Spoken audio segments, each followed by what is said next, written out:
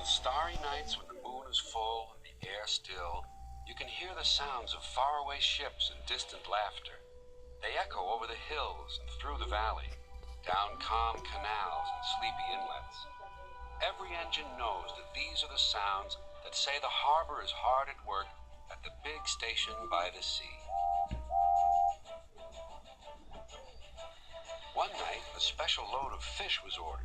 Sir Topham Hatt decided that extra vans must be added to the train that the men call the Flying Kipper. The only vans available were old ones. They had not been used for a long time.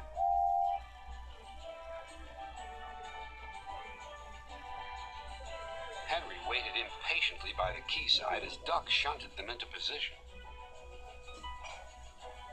Thomas puffed by with the mail train.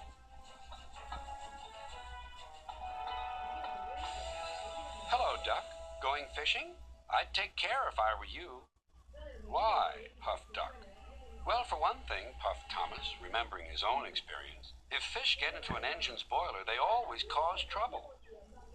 And for another, fish can be awfully smelly. And I know what I'm talking about. Good night.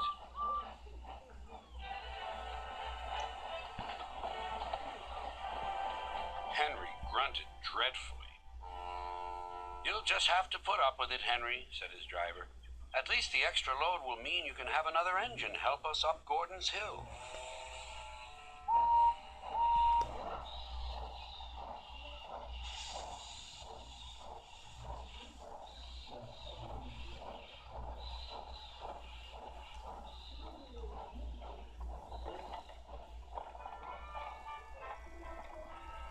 Meanwhile, Duck was waiting at Edwards Station so that he could help the heavy train by pushing from behind.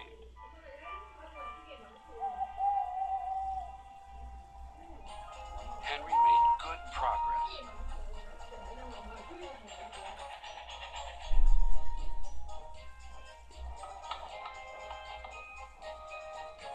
When they reached Edwards Station, his driver stopped the train beyond the platform. Then Henry gave a special signal. Beep, beep, beep, beep.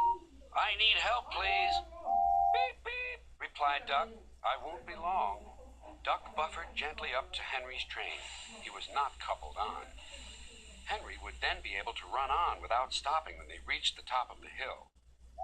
Ready, whistled Duck, and off they went.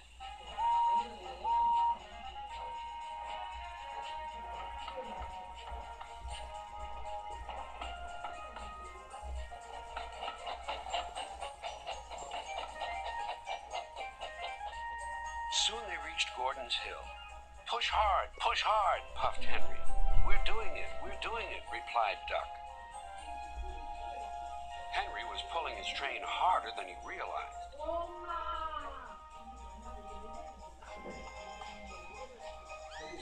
Duck felt the weight on his buffers slacken. Then Duck noticed something else. There's no sign of a tail lamp, he puffed.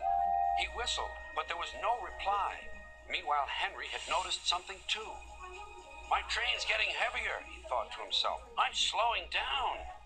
Then there was trouble.